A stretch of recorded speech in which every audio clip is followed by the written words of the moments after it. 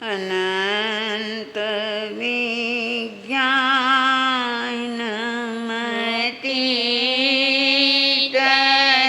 विज्ञानमतीतदोषम् अबाध्य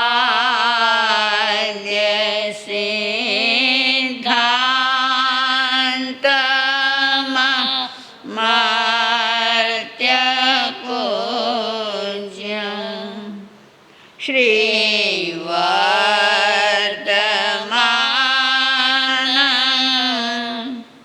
जेन मोक्षं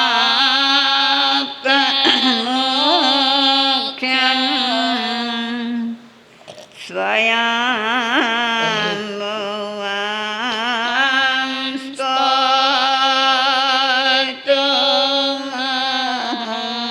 स्तोतुमर्हति।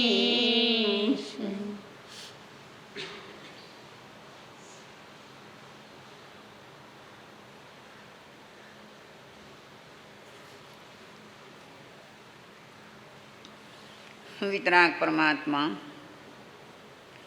अनंत ज्ञानी अनंत दर्शनी प्रभुवीर जगतना भवजीવો સમક્ષ અમૃતમય વાણીનું પ્રવાહ વહાવતા ભવ્યાત્માઓને મોક્ષનો માર્ગ બતાવી ગયા.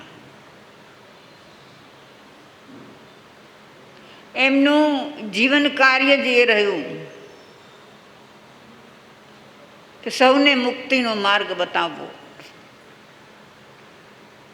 એ માર્ગે ચડાવવા અને કેટલાકને આંગળી પકડીને ચલાવ્યા પણ ખરા.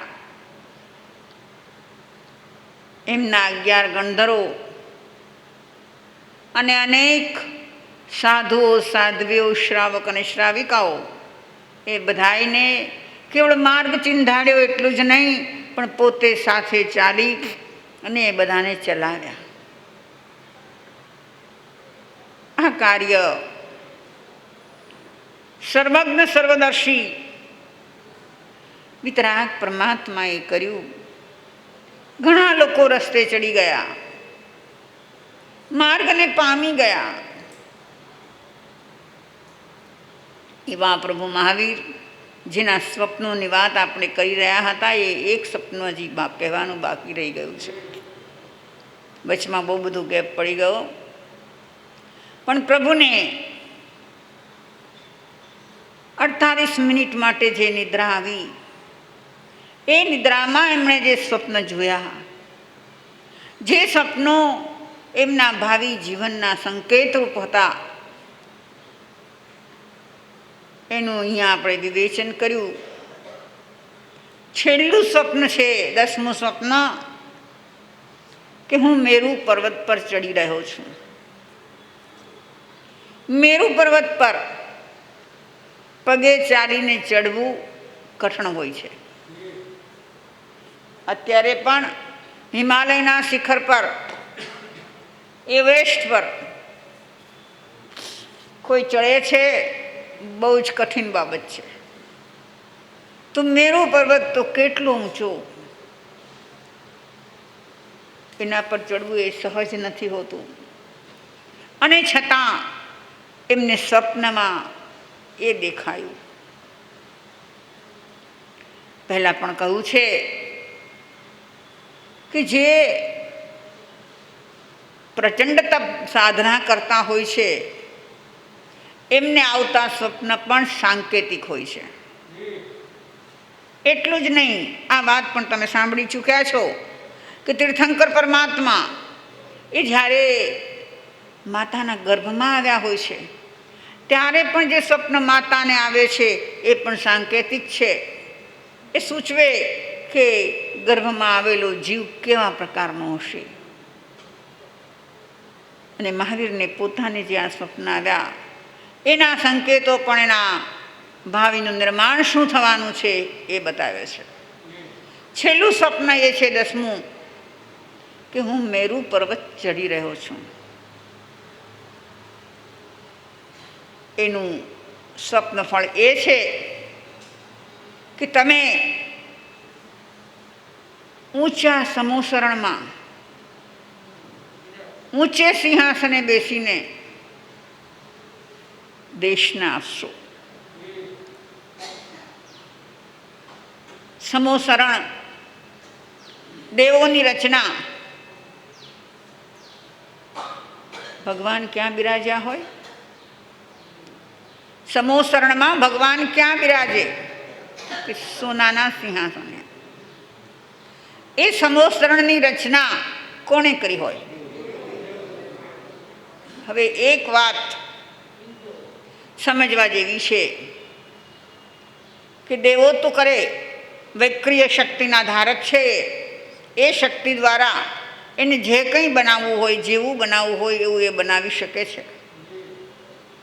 હવે તીર્થંકર પરમાત્માની ભક્તિથી પ્રેરાઈને, એના પ્રત્યે પૂજ્યભાવથી પ્રેરાઈને દેવો જ્યાં રચના કરે, એ રચના કરવામાં કેટલી વાર લાગે? 2 ઘડીમાં, એક અંતર મુહૂર્તમાં. કેવી સુંદર રચના! તમારો અતિ શ્રીમંત વ્યક્તિ પણ આ રચના ન કરી શકે એવી સુંદર રચના. પણ દેવોનું એ કર્તૃત્વ, એણે જે કર્યું છે એ 2 ઘડીથી વધારે ટકી પણ ન શકે.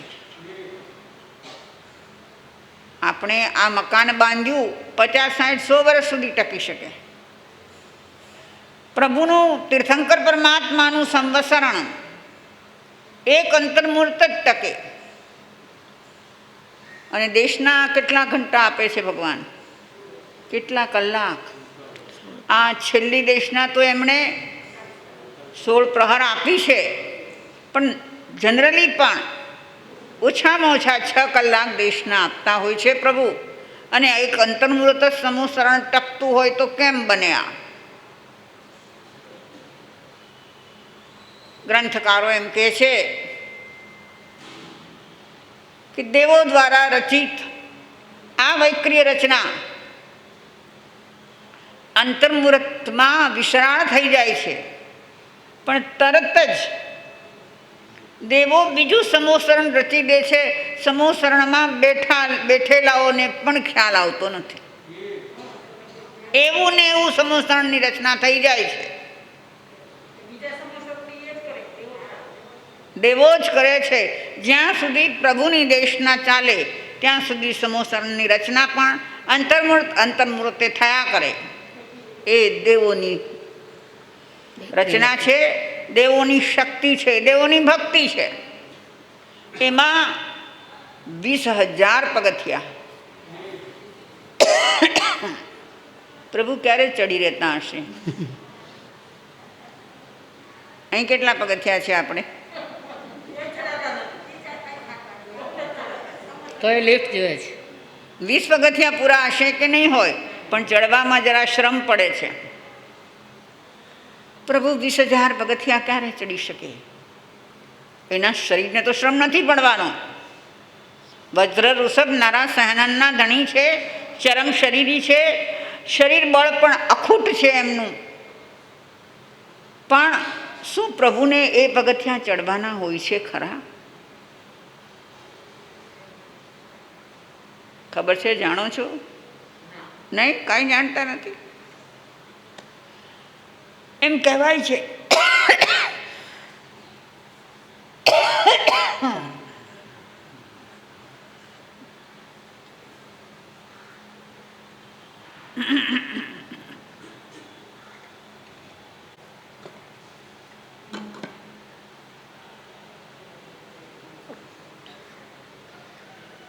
દેવો સતત એમની સેવામાં હોય, બધા પ્રકારની સેવા કરતા હોય. કેટલાક દેવો અદૃશ્ય રહીને પણ સેવા કરતા હોય. કેટલાક દેવો દૃશ્યમાન હોય, દેખાતા હોય, ને કેટલાક અદૃશ્ય હોય.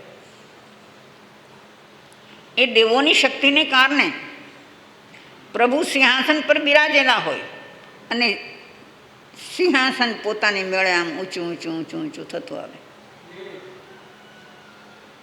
થતાં થતાં થતાં જે સમોસરણની ટોચ છે ત્યાં સિંહાસન પહોંચે.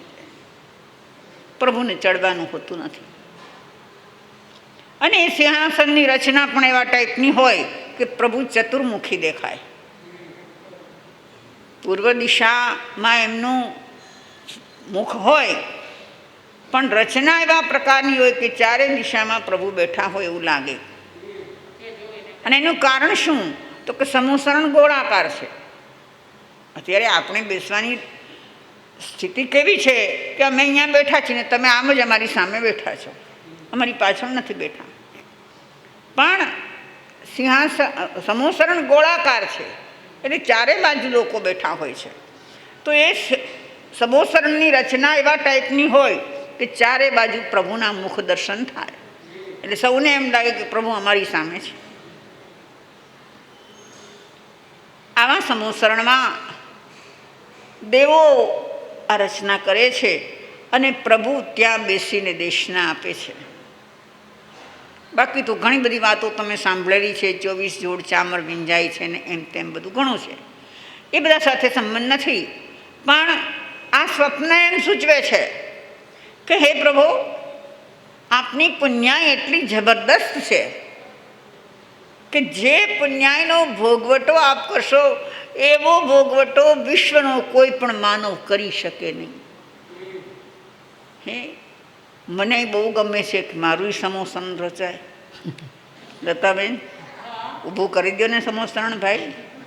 મને સમૂહસરણમાં બેસીને દેશના દેવી છે, પણ મળે ખરું? એવી પુણ્યાય લઈને ક્યાં આવ્યા છીએ?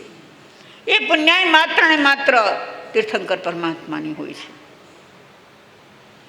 તો ભવિષ્યમાં પ્રભુ 3 લોકના નાથ અને 3 લોકના ઉદ્ધારક થવાના છે, એટલે સમૂહસરણની રચના કરી અને દેવોને ત્યાં બિરાજમાન કરે છે. પ્રશ્ન એક ઊભો થાય કે સમૂહસરણની રચના કરવાની જરૂર શું છે? જુઓ, એક વાત સાંભળી હશે તમે કે દરેક વખતે સમૂહસરણની રચના નથી હોતી. સર્વજ્ઞ તીર્થંકર પરમાત્મા વિચરણ કરે છે, એક જગ્યાએ તો રહેતા નથી. તો વિચરણ કરીને જ્યાં જ્યાં જાય ત્યાં બધે સમૂહસરણની રચના નથી થતી. એ પણ જેવી જ્યાંની પરિસ્થિતિ એ રીતે દેશના આપે છે ને એ રીતે લોકો આવે છે. તો શા માટે? તો કે જગતનો સામાન્ય જીવ આકર્ષણનો ગુલામ છે. આકર્ષણનો ગુલામ છે. કંઈક આકર્ષણ થાય એવી આકર્ષિત વસ્તુ કે વ્યવસ્થા જો હોય તો ત્યાં દોડીને જવાનું મન થાય છે. શા માટે દેરાસરોમાં મૂર્તિને આંગી રચવામાં આવે છે? આંગી કરે છે ને. મને યાદ છે 1977નું ચોમાસું અમારું સાંગલી હતું. સાંગલીમાં પણ સારું એવું દેરાસર છે અને ઘણા બધા મંદિર માર્ગી ભાઈઓ બહેનો છે. અમારો પરિચય થયો એ લોકોને. પછી એકવાર વિનંતી કરવા આવ્યા, મા સતીજી, તમારે કાલે તો દેરાસર આવવું જ પડશે, પધારવું જ પડશે. એ બાપજીએ કહ્યું કે ભાઈ શું કામ છે દેરાસર શેના માટે? કારણ કે જનરલી આપણે જતા હોતા નથી. આપણો કોઈ વિરોધ નથી. એ સાંપ્રદાયિક માન્યતાઓ જે હોય તે હોય, એમની એ માન્યતા, આપણી આ માન્યતા, પણ જનરલી આપણો વ્યવહાર નથી હોતો. બાપજી કે શું કામ? તો કે આવતીકાલે પ્રતિમાજીને 1,00,000 ગુલાબની આંગીની રચના થશે. 1,00,000 ગુલાબ. સતીજી, એ રચના જોવા જેવી હોય. તમે આંગીના દર્શન તો કરો. એ લોકો આ શબ્દ વાપરે કે અમે આંગીના દર્શન કર્યા. પ્રભુના તો કર્યા, પણ આંગીના દર્શન કર્યા એવા શબ્દોનો ઉપયોગ કરે. એટલે આંગીનું પણ ત્યાં મહત્વ થઈ ગયું. અને એક વાત એ પણ વિચારવા જેવી છે કે મને તમને કોઈ આંગી રચતું નથી. દત્તાબેન, હું ગમે એટલું કહું તમને, તો મારી આજુબાજુ હું અહીં બેઠી છું, મારી આજુબાજુ આંગી રચી દો ને, એમાં સાથે એવી વાત નહીં કરવાની. તમે ભગવાન નથી થઈ ગયા. એટલે પ્રભુ પ્રત્યે જે ભાવ છે એ ભાવથી જ રચે છે. પછી એના પર આ તર્ક વિતર્ક પણ હોઈ શકે, એના માટે હિંસાના વિચાર પણ હોઈ શકે. જે હોય તે એમાં આપણે નથી પડતા. પણ લોક આકર્ષણ પ્રિય હોય છે. તમે એક વસ્તુ ક્યાંક જોઈને આવો અને તમને બહુ ગમી ગયું તો તમે બીજા 5 જણને કહેશું કે અરે ભાઈ જોવા જેવું છે, એકવાર જોઈ આવો તો ખરા. કહો છો ને, જોવા જેવું છે એટલે શું? આંખને ગમી જાય એવું છે, મનને ગમી જાય એવું છે. એટલે અનેક ધર્મથી વિખૂટા પડેલા જીવો એ ધર્મ પ્રત્યે વળે, ધર્મથી આકર્ષાય, ધર્મની નજીક જાય એવું આ સમોસરણની રચના કરી હોય તો લોકો જોવા માટે પણ જાય. અને જોવા માટે જાય, 100 માણસ જાય, એમાંથી 70 માણસ તો પ્રભુને સાંભળવા બેસી જાય કે નહીં? અને એ જીવ જો તરી જવાનો હોય તો પ્રભુની દેશનાથી પણ તરી જાય. એટલે આકર્ષાય અને જાય લોકો એ માટે. એટલે આ પણ એક જાતની દેવો દ્વારા કરેલી સેવા છે. મારા પ્રભુ, અને એ પ્રભુનો મહિમા કેમ વધે? એ માનવને જેમ હોય છે એમ દેવોને પણ હોય છે, મહિમા વધારે છે. એના માટે તો ઘણી બધી વાતો છે. એક વાત કહું તમને, એવું માનવામાં આવે છે, કેટલું સત્ય અસત્ય એ હું તમને કહી શકતી નથી, પણ જે સંતોને અથવા તો તીર્થંકરોને લોકો માનતા હોય, પૂજતા હોય અને એના મનોરથ ફળતા હોય તો તમે કહેશો કે અમને અમુક ભગવાન સાક્ષાત છે અમારા માટે, તો અમે ચિંતવીએ અમને મળે છે. અમુક સંતો અમારા માટે સાક્ષાત છે, અમે જે માગીએ અમને મળે છે. આવું કહેનારા આજના કાળમાં પણ લોકો છે. તો ત્યાં શું હોય છે? કેવી રીતે ફળીભૂત થાય છે? તો એમ કહેવાય છે કે એમની સેવામાં રહેલા જે દેવો છે એ દેવોને પોતાના આરાધ્ય ભગવંતની શ્રેષ્ઠતા વધે, પ્રભુતા વધે, લોકોને એના પ્રત્યે શ્રદ્ધા ભક્તિ જાગે, એ માટે દેવો આવા બધા પરચા આપતા હોય છે. એમના રક્ષક દેવ પણ હોય, એમની પ્રત્યે ભક્તિ ધરાવતા દેવો પણ હોય, અને દેવોમાં બધી તાકાત હોય. આપણે ત્યાં પણ માન્યું છે, આપણે 4 જાતના જે દેવ માન્યા એમાં એમની વૈક્રિય શક્તિ, અને એ શક્તિથી એ ઘણું બધું કરી શકે. સારા દેવતા છે, સારું પણ કરી શકે છે, અને માઠું કરવાવાળા પણ હોય છે. તો આ રીતે એમનું આકર્ષણ થાય છે. હા, તો આપણું કહેવાનું એ હતું કે એમના 10મા સ્વપ્નનો અર્થ એ નીકળ્યો કે સમૂહસરણમાં સિંહાસન પર બિરાજી, મેરુ શિખર જે ઊંચું છે એમ ઊંચે સિંહાસને બેસી અને પ્રભુ દેશના આપશે. આ એના ભવિષ્યના સંકેત બતાવી દીધો. એ પ્રભુ ઘણું વિચર્યા.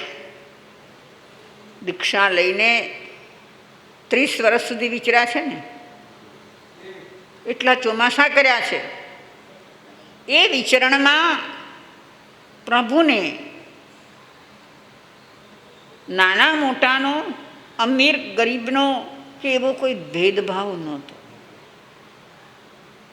એ અભેદ ભાવથી વિચરણ એમનું થતું. અને એટલા માટે જ જેને આપણે એ રીતે ઓળખીએ છીએ એ અનાર્ય દેશમાં પ્રભુ ગયા. આચારાંગ સૂત્રના 3જા ઉદ્દેશકમાં એ બતાવવામાં આવ્યું કે પ્રભુ લાટ દેશમાં ગયા. એ લાટ દેશ કેવો હતો? આજે પણ ઝારખંડની અંદર વજ્રભૂમિ અને સિંહભૂમ જિલ્લો જે છે, જે અત્યારે નક્સલવાદીઓના દેશ તરીકે પ્રસિદ્ધ છે, એવો દેશ, એવો પ્રાંત કે જ્યાં ક્રૂર હિંસક લોકોનો વાસ હતો. મોટે ભાગે માનવના માંસ ખાઈને જીવનારા, પ્રાણીના માંસ ખાઈને જીવનારા તો હોય છે, પણ માનવભક્ષી હોય છે, એવા અનાર્ય લોકો હોય. મને યાદ છે, અમે જ્યારે પહેલી વખત 1967માં કલકત્તા તરફ જતા હતા અને એમાં ઓરિસ્સામાંથી પસાર થવાનું થયું અમારે. ઓરિસ્સા આજે પણ બહુ પછાત ભૂમિ છે. અમે વિહાર કરતા હતા, અમારી સાથે એક શ્રાવક ભાઈ પણ હતા, અને એમાં ત્યારે આટલા બધા હાઈવે હતા નહીં, એટલે ઇન્ટરિયર રોડમાંથી જવું પડે. ઇન્ટરિયરમાં જ્યારે જઈએ ત્યારે અનેક કેડીઓ ફાટે. જાણીતો હોય એ જ એમાં જઈ શકે, અજાણ્યાનું કામ નહીં. પછી અમે એ ભાઈ પણ અમારી સાથે હતા ને અમે ચાલ્યા. પછી બાપજી કે શ્રાવકજી કંઈક રસ્તો બરાબર હોય એવું લાગતું નથી, તમે જરા કોઈકને પૂછો ને. તો એને આમ દૂર નજર કરી તો ઝૂંપડી દેખાણી, ને ઝૂંપડી પાસે એક બહેન ઊભી હતી, ત્યાંની ઉડિયા પ્રજા. એટલે કેવા સુધી તમે પધારો, હું જરા ઝડપથી ચાલીને પૂછી લઉં એને. એટલે ઝડપથી ચાલીને એ બાજુ ગયા. જેવા ભાઈ નજીક ગયા એવી બેન ગભરાઈને ઝૂંપડીમાં ઘૂસી ગઈને દરવાજો બંધ કરી દીધો. એ તો બિચારા ઊભા રહી ગયા. અમે જોયું દૂરથી કે આનું આમ થયું છે. બાપજી કે શું થયું? હવે મને જોઈને એણે તો ઝૂંપડી બંધ કરી દીધી. કે કેમ? તો એણે આપણી જેવા વ્યવસ્થિત લોકોને ક્યારેય જોયા જ ન હોય. આ એક વાત ખ્યાલ રાખજો. જેમ કે આપણું પહેરવા ઓઢવાનું વગેરે બધું વ્યવસ્થિત હોય, એવા વ્યવસ્થિત લોકોને એણે ક્યારેય જોયા જ ન હોય. આવા ઉજળા કપડાં પહેરીને કોઈ આવે એવું એને ખ્યાલ જ ન હોય. એટલે એમ થાય કે આ કોણ હશે ને શું કામ આવ્યા હશે ને. એવું એક જ દિવસમાં અમને 3 વાર થયું. બીજી ત્રીજી વાર પણ કોઈકને જોયા ને ત્યાં એને પૂછવા જઈએ ત્યાં જતા રહે. એટલે એ શહેરની સંસ્કૃતિથી અજાણ હોય છે. એ તો ઠીક છે, પણ એનું રહન સહન પણ મેં તમને કહું ને માનવભક્ષી હોય છે. માનવના માંસ તોડી તોડીને ખાય. એટલું જ નહીં, એવા પણ લોકો જોયા કે ખાલી એક પોતરી પહેરી હોય, શરીર આખું ખુલ્લું હોય, ક્યાંક જાતા હોય, તરસ લાગે અને વચમાં નદી કે તળાવ કે ઝરણું કે કંઈક આવે તો એને એ ખબર નથી કે એમાં ખોવો ભરીને પાણી પીવાય. આપણે તમારે લોકોને ક્યારેક એવો પ્રસંગ આવે તો તમે પણ નદી કાંઠે જાઓ પણ ખોબો ભરીને પાણી પી લો. એ એમ ના પીએ જેમ પશુ પીએ એમ એમાં મોઢું નાખે. આપણે ક્યારેય એવી રીતે નથી કરતા. પાણીમાં સીધું મોઢું નાખીને પાણી ના પીએ એ પશુનું કામ છે. પશુ પીવે તો એ રીતે એ પાણી પીતા હોય. આવા એના જીવનના શરીરના બધા કાર્યો આ ટાઈપના હોય છે. હવે એ બધું તો બરાબર છે, પણ એની જે માનસિકતા હોય, એના જે વિચારો હોય, એના જે ભાવો હોય, એ ભાવો પણ સુસંસ્કૃત ન હોય. જેમ કે આપણે છીએ, ગમે તેવું અજાણ્યો વ્યક્તિ આવે તો એની સાથે કેમ વર્તવું એ આપણને ખબર છે. અહીં કોઈ એક બિલકુલ અજાણી વ્યક્તિ આવે તો પહેલાં તો આપણે પૂછશું કે ભાઈ કોણ આવ્યા છો તમે, ક્યાંથી આવો છો, શું કામ છે, તમારું નામ શું છે, વગેરે વગેરે એ રીતે આપણે પૂછીએ. અને પહેલાં સીધા સામા મારવા દોડે. આવી એની સંસ્કૃતિ હોય. ઓરિસ્સામાં અમને એક જે અનુભવ થયો એના પરથી અમને એમ લાગ્યું કે આજે પણ જો આ હોય તો ભગવાન મહાવીર તો 2500-2600 વર્ષ પહેલાં થયા. એ વખતે જંગલિયત કેટલી હશે.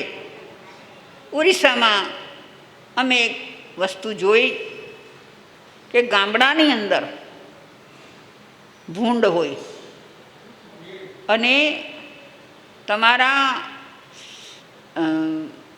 બ્રશ, પેલા બાથરૂમમાં ઘસવાના બ્રશ, એને એવી ટાઈપના બીજા જે બ્રશ બનતા હોય એ બ્રશ ભૂંડના વાળથી બનતા હતા.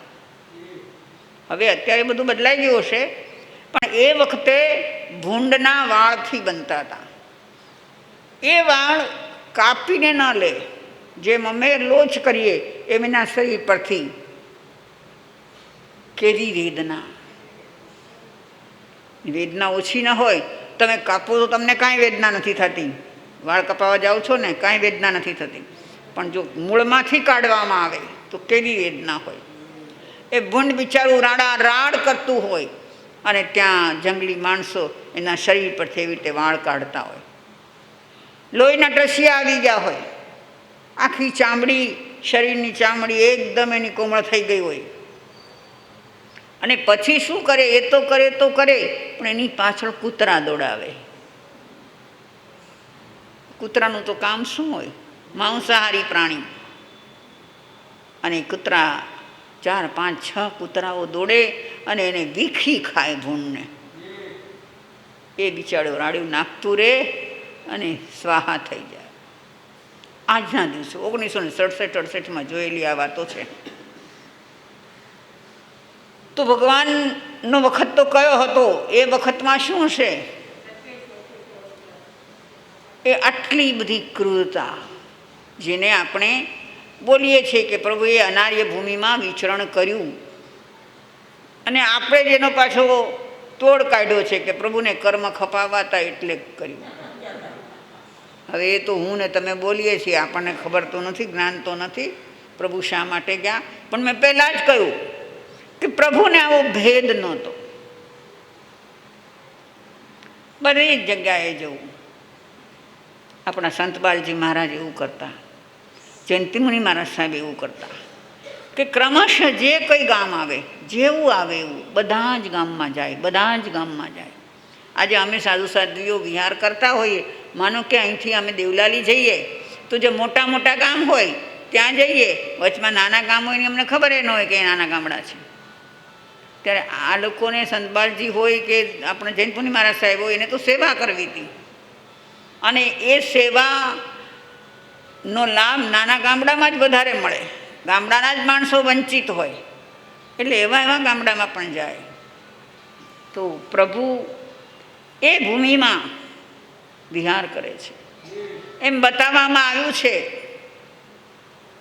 આ ચારાંક સૂત્રના 9મા અધ્યયનના 3જા ઉદ્દેશકમાં પ્રભુને લાટ દેશમાં ગયા છે એવી વાત કરી છે. ને એમાં એ બતાવવામાં આવ્યું છે કે એટલા બધા આપણી દ્રષ્ટિએ, એની દ્રષ્ટિએ નહીં, આપણી દ્રષ્ટિએ અસંસ્કૃત માણસ હતા. એ તો પ્રભુ જેવા એના ગામમાં પ્રવેશ કરવા જાય તો લોકો ચિલ્લાઈને આવે કે અહીં શું કામ આવ્યો છે? જ્યાંથી અમારા ગામમાં નથી આવવાનું. જ્યાંથી કાઢી મૂકતા, હાથ ખેંચીને એમને બહાર કાઢી મૂકતા. કેટલાક લોકો મારતા, પથ્થર મારતા, એમના પર ધૂળ ઉડાડતા. એટલું જ નહીં, પણ હમણાં મેં તમને જેમ ભૂંડની વાત કરી એ રીતે એની પાછળ જંગલી કૂતરા દોડાવે. તો પ્રભુ શું કરે? પ્રતિકાર કરે કે? પ્રભુનું એ કામ નહીં. પ્રતિકાર કરવો એની સાધનામાં ક્યાંય આવે જ નહીં. જે સ્થિતિ જેમ છે તેમ રહેવા દેવી અને પોતે પોતાનામાં ચાલ્યા જવું, આ જ એનું વિચરણ હતું. નહીં તો અમે જોયું છે, અમારે ત્યાં દેવલાલીમાં પણ જોયું છે. આપણે જ્યાં છીએ ત્યાં પાછળ બધા રિટાયર્ડ ઓફિસરો રહે છે. સવારમાં ફરવા નીકળે લોકો, બધાના હાથમાં લાકડી હોય. નાની નાની લાકડીઓ બધાના હાથમાં હોય, કારણ કે કૂતરાઓનો ડર હોય. પ્રભુના હાથમાં શું હોય? કાંઈ જ ન હોય. પોતાની રક્ષા કરવા માટે કોઈ પણ પ્રકારનો ઉપાય એ કરે નહીં. તો કૂતરાઓ પણ દોડે અને કૂતરાઓ એનું માંસ પણ તોડી લે. પણ પ્રભુનો સંભાવ એનો એક યાદ રાખજો કે સાધના કોનું નામ છે? જેટલો જેટલો સંભાવ વધતો જાય છે, સમભાવમાં સંસ્કારિકતા ભળતી જાય છે. વિચારોમાં, ભાવોમાં, કાર્યોમાં સમભાવ વર્તાઈ રહ્યો છે. એ સાધનાનું ફળ છે. તમે કદાચ કેટલાકને એવું બને કે બોલે કે પહેલાં તો એક એકાસનું મારાથી નહોતું થતું, હવે તો 6 અઠમ કરવા હોય તોય કરી લઉં છું, અને 28 પણ મેં કરી લીધી છે. તું એ આગળ વધ્યો કહેવાય કે ન કહેવાય? તો કે શારીરિક દ્રષ્ટિએ ભલે આગળ વધ્યો, ભલે ભૂખ્યો રહી શકે છે, પણ એની સાથે સાથે જો સમભાવ વધ્યો હોય, સમતા વધી હોય, ગમે તે પ્રસંગો આવે, ગમે તેવી પરિસ્થિતિ સર્જાય, મન બિલકુલ એમનું વિચલિત ન થાય, રૂવાડું પણ ફરકે નહીં. એ અનાર્ય દેશમાં પ્રભુ વિચરણ કરી રહ્યા હોય, ચાલ્યા જતા હોય, અને કૂતરાઓ આવે કે અનાર્ય માણસો આવે તો પ્રભુ ભાગે ખરા? અને અમે વિહાર કરીએ ને અમારી પાછળ કૂતરા દોડે તો ભાગવું પડે ને? ભાગવું પડે. અમારે ક્યારેક ક્યારેક ભાગવું પડે. કેટલીક વખત એવું બને કે અમે હાઈવે પર ચાલ્યા જતા હોઈએ, પણ હાઈવાથી થોડે દૂર 1.5 કિલોમીટર ગામડાઓ હોય, અંદરમાં આમ દેખાતા હોય, ત્યાંથી જો કૂતરાઓ અમને જોઈ જાય, એક ગામમાં 8, 10, 12 કૂતરા હોય તો ત્યાંથી ભસતા ભસતા આવે, અને જ્યાં સુધી એની હદમાં હોઈએ ત્યાં સુધી ભસતા જ રહે, પાછળ પણ દોડે. એટલે અમને એમ થાય કે હાલો ભાઈ પગ ઉપાડો, જરાક જલ્દી નીકળી જાય અહીંથી. મહાવીર પગ નહોતા ઉપાડતા. મહાવીર જે સ્થિતિમાં ચાલ્યા જતા હતા એ જ સ્થિતિ, એ જ સંભાવ. આવી સ્થિતિમાં પ્રભુનો વિહાર આ લાટ દેશમાં કેટલા કર્મો ખપ્યા હશે. અને આપણી પાસે તો એટલા કર્મો જ ક્યાં છે કે આપણે ખપાવા કાંઈ કરવું પડે? હે લતાબેન છીએ?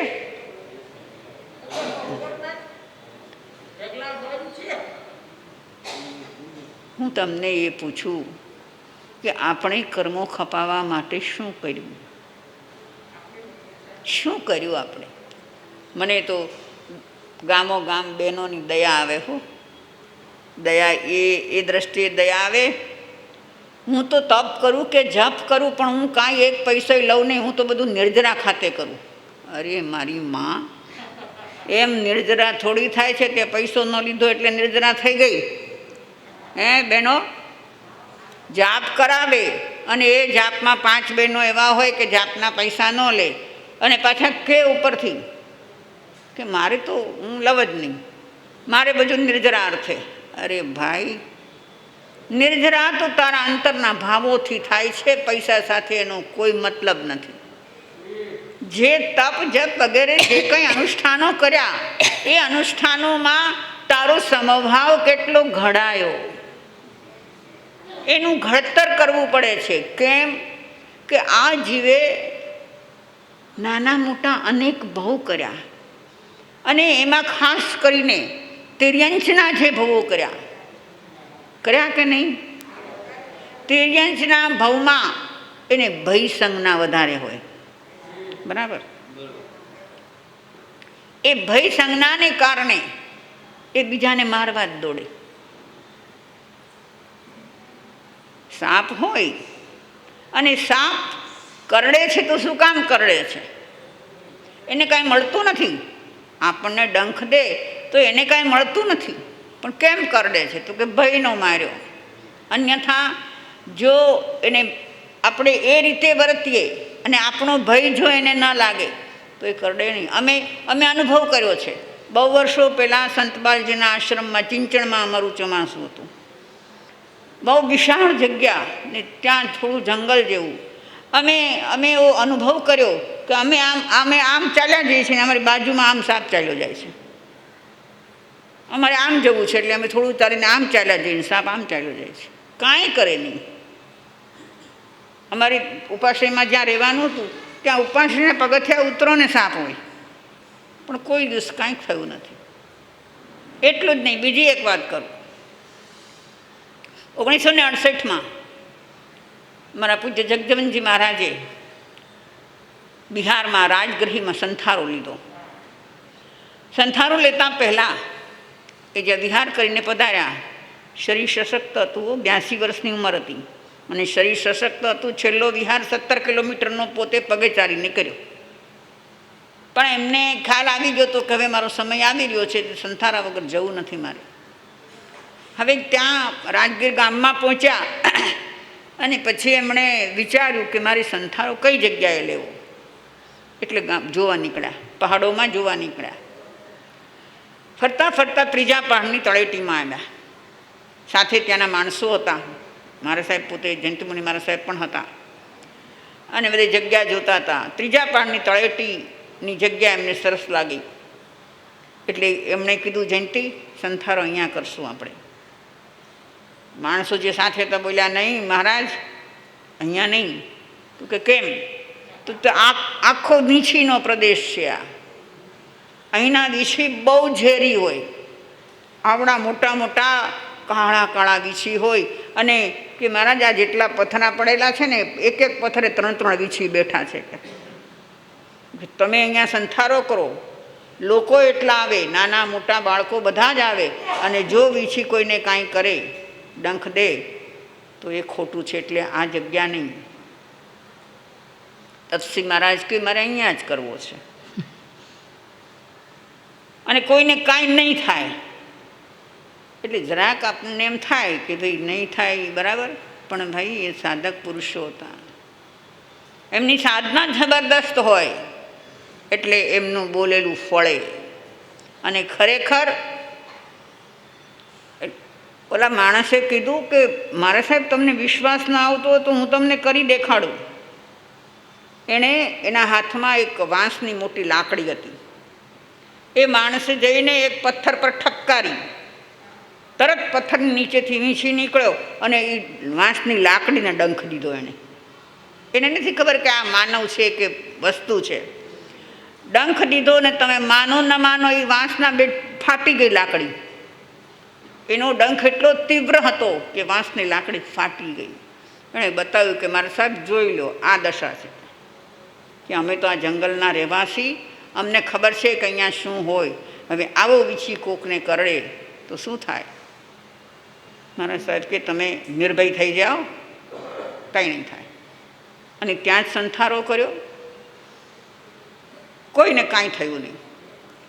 કેટલું લગભગ 1,00,000 થી 1.5 લાખ માણસ એમના સંથારા દરમિયાન આવ્યું. 45 દિવસનો સંથારો ચાલ્યો. 1,00,000 થી 1.5 લાખ માણસ આવ્યું, પણ કોઈ જ ને ઊંધી આંચ ન આવી. એટલું જ નહીં, જે જગ્યાએ સંથારો કર્યો ત્યાંથી થોડે એક પાણીનો કુંડ હતો અને એ કુંડમાં રાત્રે હિંસક પ્રાણીઓ પાણી પીવા આવે. વાઘ છે, ચિત્તા છે, સિંહ છે, દીપડા છે, બધા પાણી પીવા આવે. તો એ પણ મહારાજે, આ ભાઈએ કીધું મારા સાહેબને કે મારા સાહેબ અહીંયા જ કુંડ છે, હિંસક પાણીનું પાણી પીવા આવે છે, ચિંતા કરો માં, કંઈ નહીં થાય. અને ત્યાં જ સંથારો થયો અને કોઈને કાંઈ થયું. અરે એટલું જ નહીં, બીજી એક વાત કરું કે અમે ત્યાં જતા મહિનો તો અમને લાભ મળ્યો. એમના 17મા ઉપવાસ અમે પહોંચી ગયા હતા. ત્યાંની ક્લાઇમેટ એવી કે દર અઠવાડિયે વરસાદ આવે, દર અઠવાડિયે ધોધમાર વરસાદ આવે, સાથે એટલી હવા હોય. તો એવું થતું કે ત્યાં જે પેંડાલ બાંધવા પડ્યા હતા, કારણ કે મકાન તો હોય નહીં, એટલે જે પેંડાલ બાંધવા પડ્યા હતા એના જે વાંસડા ખોડ્યા હોય, એ હવાને કારણે એ વાંસડા જમીનમાંથી નીકળી ઊંચા થઈ જાય, આખો મંડપ ઊંચો થઈ જાય. અને જેવું પવન બેસે ને એવા એ વાંસડા એની મેળે અંદર ચાલ્યા જાય. આ અમારી નજરે નજર જોયેલી વાત છે. પાછો મંડપ હતો ને એવું બરાબર થઈ જાય. કોઈ દિવસ ફરીથી બાંધવો નથી પડ્યો. આવા મહાપુરુષોના જે શક્તિમય પરમાણુઓ હોય એ પરમાણુઓ આમાં કામ કરતા હોય છે. તો અમારા મહાવીરના પરમાણુઓ કેવા હશે? તીર્થંકર પરમાત્માની અસીમ પુણ્યાય, પ્રબળ પુણ્યાય. એ પુણ્યાયથી તો શું થાય? તો અનાર્ય દેશમાં પ્રભુ વિચર્યા, ઘણા બધા ઉપસર્ગો સહન કર્યા, પણ વધુને વધુ સમભાવ વધતો ગયો, કેળવાતો ગયો, ક્યારેય વિષમભાવ આવ્યો નહીં. હું તમને ફરીને કહીશ કે જ્યારે વિચર્યા છે ત્યારે હજી એ વિતરાગ થયા નથી. કેટલામે ગુણસ્થાને? 6ઠે 7મે ગુણસ્થાને છે. હજી સંજ્વલન કષાય પડ્યો છે. એ દશામાં પણ એમને ક્યારેય સંભાવ ગુમાવ્યો નથી. એટલે કર્મો એટલે ખપ્યા. સમભાવ ગુમાવે એને કર્મો ખપે નહીં હો, યાદ રાખજો. 3 દિવસનો આઠમ કરીને બેઠા છો અને કંઈક એવું બને છે, કોઈ એવું નિમિત્ત આવે છે અને આમ ઉકળી ઉઠો છો, તો એ અઠમથી કર્મ ખપે કેટલા? ઉકળાટ આવ્યો ત્યાં કર્મ બંધાયા કે ખપાયા? બંધાયા. પ્રભુને ઉકળાટ આવતો જ નથી. કશાયની હાજરી હોવા છતાં એ કશાય કંઈ કામ કરી શકતો નથી, એટલી આત્મશક્તિ એમની વધી ગઈ છે. આ વસ્તુ એ ખ્યાલમાં રાખજો કે આપણને કેમ આમ થાય છે કે આપણે આપણી આત્મશક્તિને વધારી શક્યા નથી, સુદૃઢ કરી શક્યા નથી. એટલે નિમિત્ત આવે છે અને આપણે હલી જઈએ છીએ. ત્યારે પ્રભુને ગમે તેવા નિમિત્તો આવ્યા, પણ એમની આત્મદ્રઢતા એટલી વધતી ચાલી છે, એટલી વધતી ચાલી છે કે નિમિત્તો એમને કાંઈ કરી શકતા નથી. સમજાય છે? તો આપણે પણ એમાંથી એ શીખવાનું છે કે મારા પ્રભુ વિચર્યા અને એમણે એમની ક્ષમતાને આટલી બધી ઊંચી લઈ ગયા, તો મારે શું જરૂર છે, શું કરવાનું છે? મારે શરૂ કરો, નાના નાના નિમિત્તોથી શરૂ કરો. જુઓ, સાધના શીખવા માટેની નો આ એકડો છે. આપણે નથી રહી શકતા, નિમિત્ત આવે છે ને ઉકળી જઈએ છીએ. પણ નાના નાના નિમિત્તથી શરૂ કરાય કે જે નિમિત્ત આપણને બહુ નડવાનું ન હોય એવું નિમિત્ત આવે ત્યારે શાંત રહી જઈએ કે ભાઈ આમાં ભલે એથી બરાબર છે, પણ મને કંઈ તકલીફ પડે એવું નથી. મારે કંઈ બોલવું નથી એમ નહીં, મારે અંદરમાં ઉદ્વેગ લાવવો નથી, આકુળતા કરવી નથી. આવું ધીમે ધીમે ધીમે સાધતા જાઓ તો આપણે પણ એક વખત ત્યાં જ પહોંચવું છે જ્યાં મહાવીર પહોંચ્યા, ત્યાં તો પહોંચાશે. તો ભગવાન મહાવીરનો આ અનાર્ય દેશનો વિહાર આપણને સંભાવ શીખવે છે. એમનો સંભાવ તો દ્રઢ થતો જ ગયો છે અને એટલા માટે હવે એ કેવળ જ્ઞાનની નજીક જઈ રહ્યા છે. આપણે પણ ત્યાં સુધી પહોંચવું જ છે. તો એ પહોંચવા માટે પ્રભુને નિહાળીને, પ્રભુના કર્તવ્યોને નિહાળીને, પ્રભુના આ પ્રયાસોને નિહાળીને, પ્રભુના વિહરણને વિચારીને આપણે પણ આપણામાં, હું અને તમે સૌ, એવો સમભાવ પ્રગટ કરીએ કે જે સંભાવ મુક્તિની નજીક આપણને લઈ જઈને પરમ વિશુદ્ધિ આપે. કૌશક ધ્યાન. આંખો બંધ, શરીર સ્થિર, કૌશક મુદ્રા. કરોડરજ્જુ સીધી, ગરદન સીધી. 3 વખત ઊંડા શ્વાસ લો, ઊંડા શ્વાસ છોડો. ચિત્તને એકાગ્રતા પૂર્વક આત્મચિંતન, માત્ર ચિંતન, બોલશો નહીં, માત્ર ચિંતન. હું આત્મા છું, હું આત્મા છું. સહજ સ્વરૂપી આત્મા, શાંત પ્રશાંત આત્મા,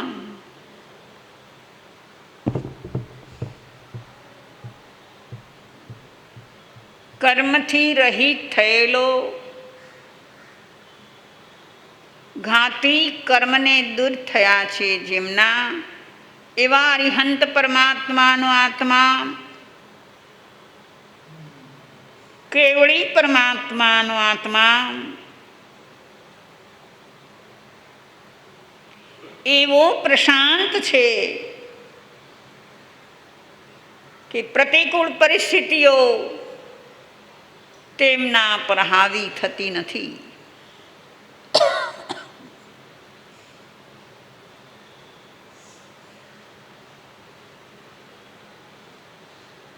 મને કોઈ પ્રતિકૂળતા આવવી જ ન જોઈએ, મને બધું જ અનુકૂળ મળવું જોઈએ, આવી આપણી માન્યતાને કારણે પ્રતિકૂળતાઓ આપણામાં વિષમ ભાવ જગાડે છે.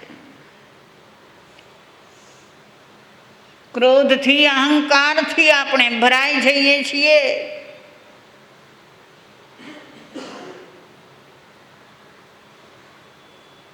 સંભાવ ચૂકી જઈએ છીએ.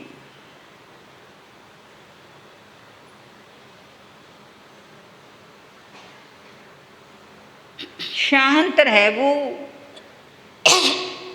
એ સાધનાની પહેલી શરત છે.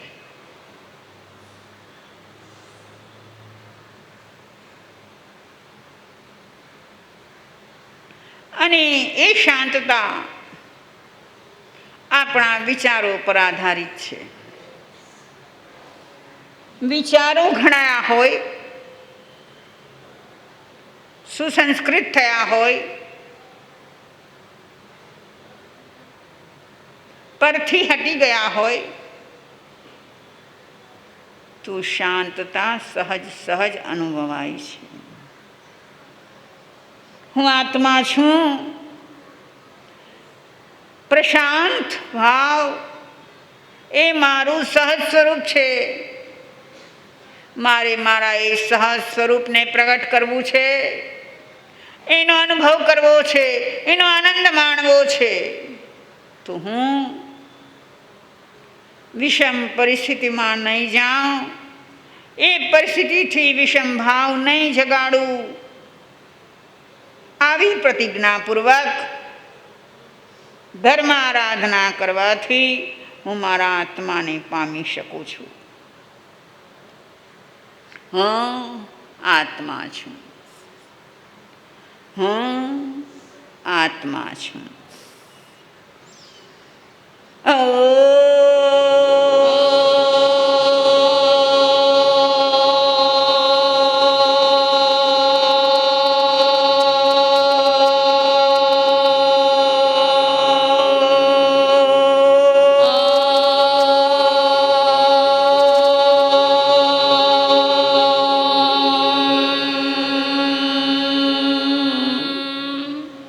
શાંતિ શાંતિ શાંતિ.